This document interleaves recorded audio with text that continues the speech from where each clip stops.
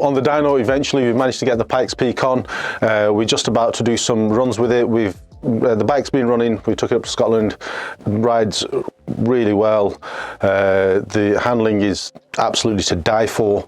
The bike is below 6,000 RPM. I feel it's really vibey, and the power delivery could do with being a little bit more immediate and a little bit smoother. As standard, the Pikes Peak Edition anyway comes with the Acra end can. It does sound very quiet on the road. Even for myself, I quite like a quiet bike, to be honest with you, but even for myself it's a little bit too tame. Let's get it run up, let's see how Ducati have set it up at the factory and come up with a strategy to make it better.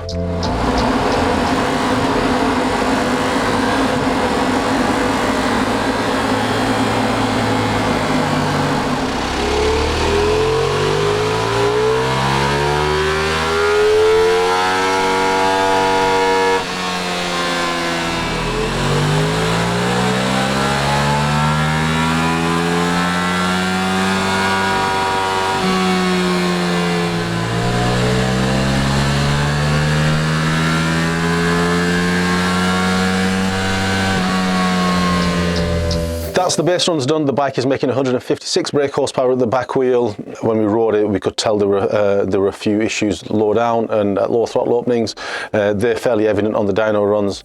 Let's get some maps done and let's see what improvements we can make.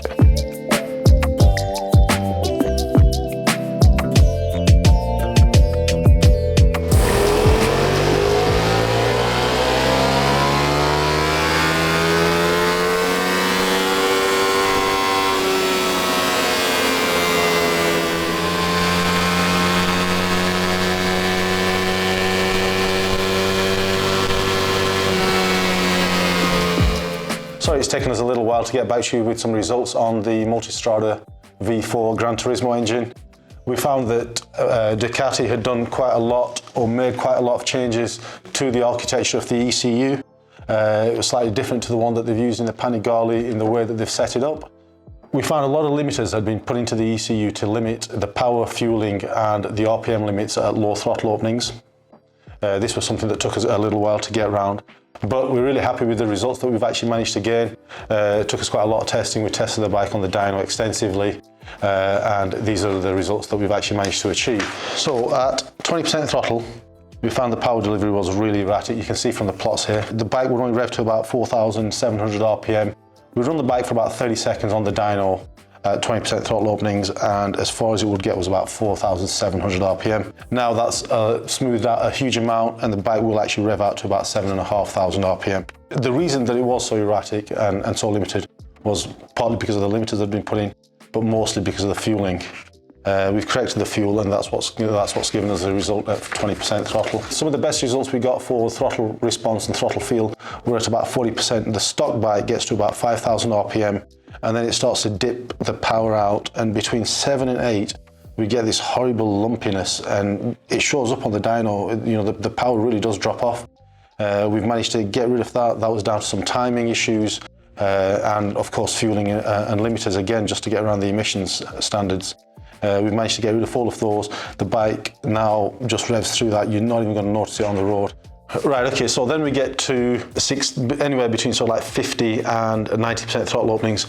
We use 60 and 80 as an example here. This is where Ducati really have put some limiters in the power delivery. So at 60% throttle, the bike gets to about 7,000 RPM, and then the power delivery just plateaus off. We've managed to get rid of the limiters, put the timing to what it should be, put the fueling to what it should be, and the bike now carries on producing power. You can see the difference here. 60%, and again that continues at 80%.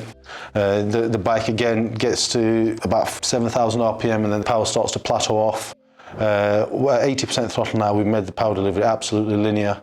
It just carries on climbing. You can see at 5,000 RPM it parts company with a standard plot and just carries on in a linear manner all the way up to 158. At 80% throttle, we've actually made a gain of about 35 brake horsepower.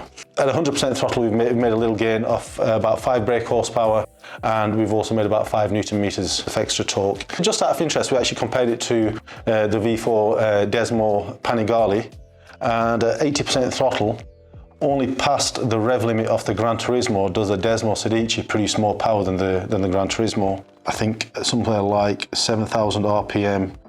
We are about 20 horsepower up with the Gran Tourismo engine. At 100% throttle, the Panigale with the Desmo engine obviously produces a huge amount of power more compared to the mapped 161. The Desmo makes 205 brake horsepower, but all of that is above 9,000 RPM. It'd be interesting to ride these back to back on the road and to see what actually makes a better road bike. I think that might be a topic for another video. And if you can get one of our friends back in with his Panigale, we might even put that together for you. These Gran Tourismo engines are now available on our ECU Flasher. This is a device that if you're not local to us, you can still get one of our bespoke maps for your bike. You take a reading of the bike yourself, send that file through to one of our map writers, they'll modify it for you, send it back, you upload it back up to the bike. We do hope you're enjoying what we're bringing to you. Do drop us a subscribe, it really does help the channel out. And if you hit the bell icon, you'll be notified as soon as any new videos come available.